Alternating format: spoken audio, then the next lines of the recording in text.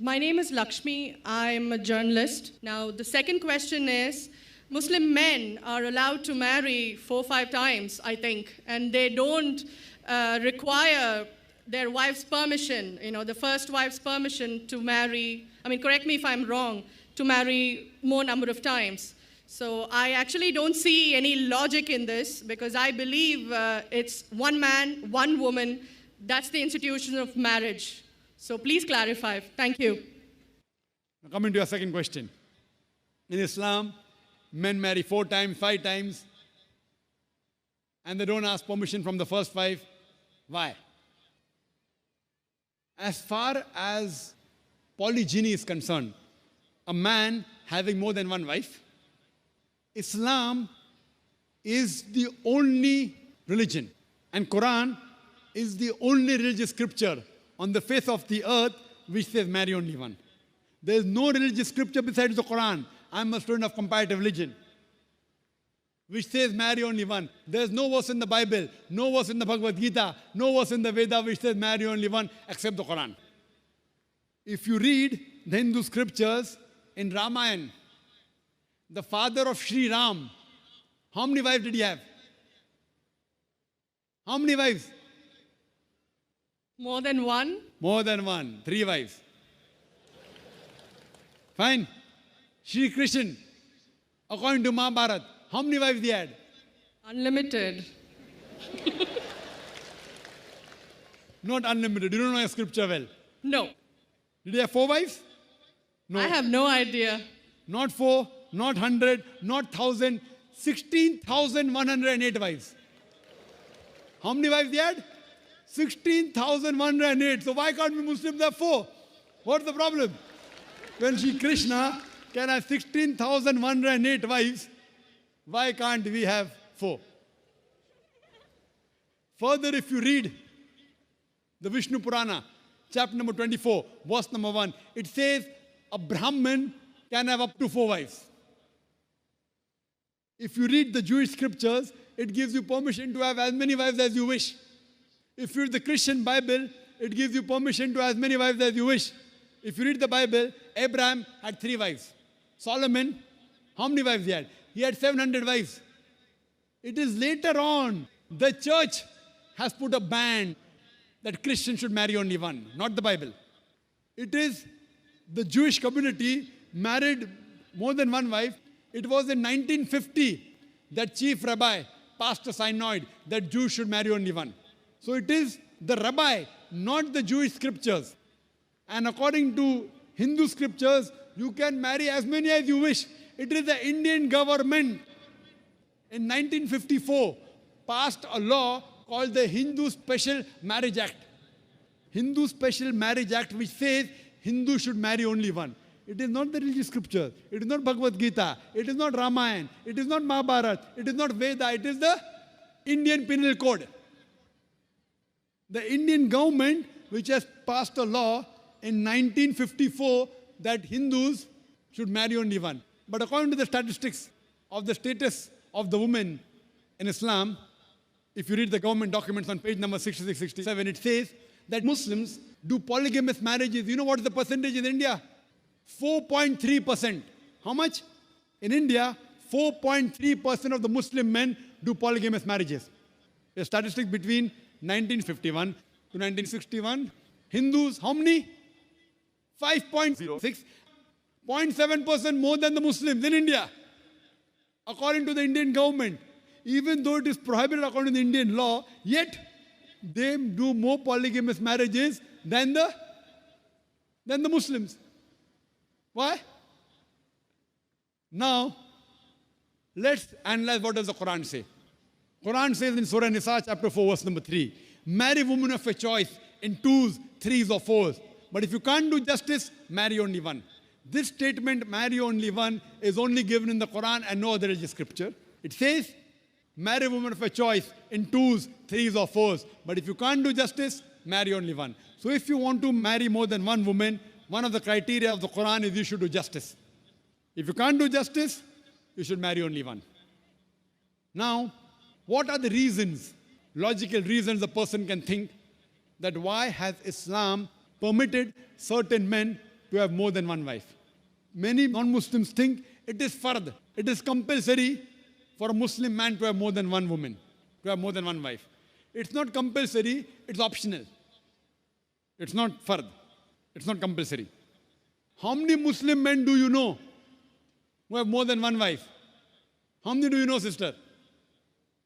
How many do you know? A few. How many? A few again. Few means 1, 2, 3, how many? Yeah, at least about 3. About 3. Have you heard of Dharminder? Yeah. How many wives he has? 2. Muslim or non-Muslim? Non-Muslim. Non-Muslim. Your previous chief minister, what's the name? Jayalalitha. Yes. Hindu or Muslim? Hindu or Muslim? Hindu. Hindu, fine. Now these are famous personalities. Fine. How many famous personalities you know in India who have got more than one wife? The 3 you know may be locality, fine? Yeah. Local, maybe friend in your neighborhood, maybe your colleague. In India, there are more non-Muslims having more than one wife than the Muslims. Now let us understand what are the logical reasons. Come back to logic now. Now, by nature, if you ask any medical doctor, he will tell you, male and female are born in equal proportion. Girls and boys are born in equal proportion. But any medical doctor, any pediatrician, any children doctor will tell you that the female sex, the female child is stronger than the male child. That's the reason there are more deaths in the male children as compared to female children. So in children's age itself, the female children are much more than the male children. As life grows on, there are people dying due to accidents, due to alcoholism, due to war. There are more males dying as compared to females. Today, if you analyze in the world, there are more females in the world as compared to males. There are few third world countries like India where the male population is more than the female population. And do you know why? The reason is because of female feticide and female infanticide. According to an article, a program which came on BBC by the name Let Her Die, the program was assignment. There was a British reporter by the name of Emily Buchanan. She comes to India and she says that every year in India, more than 1 million fetuses are being aborted after they identified that they're females. She says more than 3,000 every day. You multiply, more than 1 million every year. According to the Tamil Nadu government hospital report, she gives the statistics, out of 10 female born alive, do you know how many are put to death? 4. Sister, did you know that?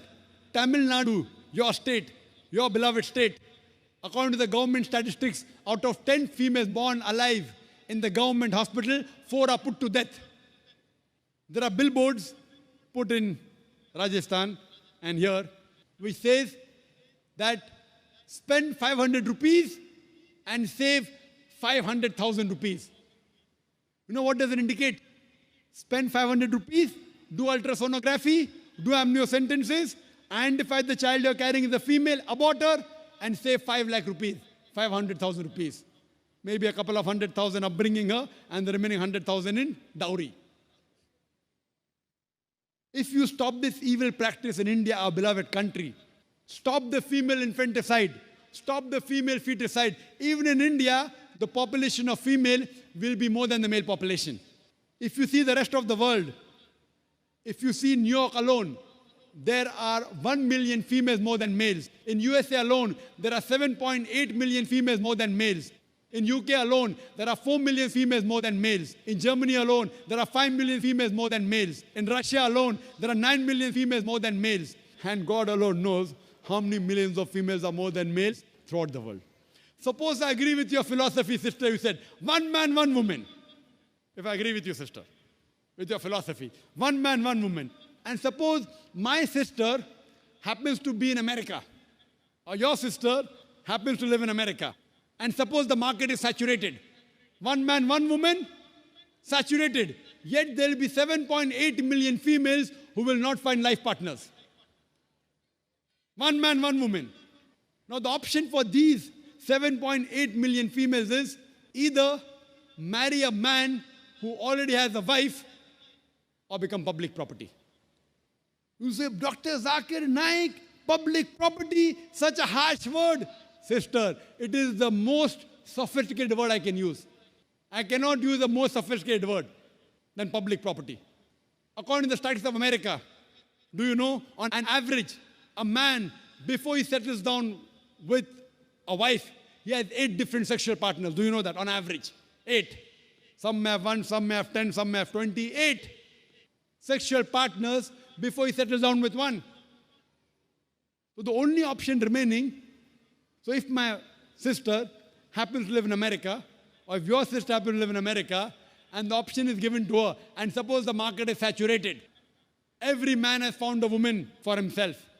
And unfortunately, if my sister, or if your sister happens to be one of the women who has not found a life partner, the only option for them is either marry a man who already has a wife or become public property. Any modest woman would opt for the first. Sister, what would you opt for your sister? Marrying a man who already has a wife or become public property? My sister's too young to be married, so... When she grows up and if she happens to go to America, or if you happen to be in America, Third choice. what would you prefer for her? You're the elder sister. Would you prefer her becoming public property or marry a man who already has a wife and get equal rights? In Islam, if you have a second wife, you give equal rights. In America, the public property has got no rights. She's degraded. She's dishonored. In Islam, she has an equal right. She gets honor. What would you prefer for younger sister when she grows up? Sometimes it's difficult to speak the truth, sister, correct? Especially in front of such a large audience. Anyway, I've got your answer, sister. Thank you. And your silence speaks for that. So that's the reason in Islam, sister, men have been allowed to marry more than one wife is to protect the woman, not to degrade her. Regarding a question, is it compulsory that the husband should take the permission of the wife? It's not compulsory because if she wants to protect, if that man wants to protect another woman, a normal woman, I agree with you, sister, no woman under normal circumstances would like to share the husband. You have to agree. This is human nature. But if the woman is a good Muslimah, is a good Muslim woman, what she says, let a small loss take place to prevent a big loss. She will say, I know sharing my husband is a loss for me, but I would prefer letting a small loss take place for me to prevent my sister becoming public property. She's a good human being. So she would surely give permission to the husband to marry a second woman, if she's a good Muslim woman. But taking permission is not fard, it is preferable. But at least informing is a requirement so that he does justice between the two wives. Hope that answers the question, sister. Thank you.